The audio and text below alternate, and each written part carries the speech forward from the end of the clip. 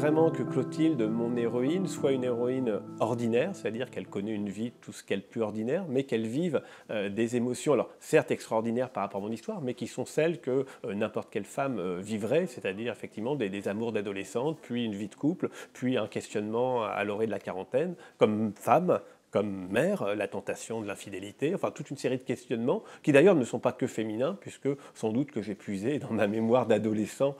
notamment des émotions qu'on peut ressentir à 15 ans quand on se sent un petit peu en dehors du groupe, en dehors des modes, et qu'on se dit qu'on n'aimera jamais, et qu'on a des rêves comme ça par rapport à sa vie. Donc c'est vrai qu'à la fois j'ai tenté de me mettre dans la peau d'une femme que je suis au fil du temps, mais je pense que c'est quelque chose qui est plus sur une trajectoire de vie que quelque chose de purement féminin. L'idée, c'était vraiment de montrer une galerie de destins, à la fois d'hommes et de femmes, hein, et certains ayant tout gagné au cours de leurs années, étant beaucoup plus, par exemple, séduisants, ou sur deux, 27 ans plus tard, d'autres, au contraire, ayant laissé passer leurs rêves en route. Et puis, évidemment, l'idée du fantasme, hein, l'idée du désir jamais accompli,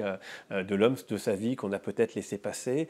au contraire, des retrouvailles avec quelqu'un qu'on aurait pu aimer, enfin, toutes ces questions existentielles qu'on se pose quand la vie passe et quand le hasard nous fait retrouver des gens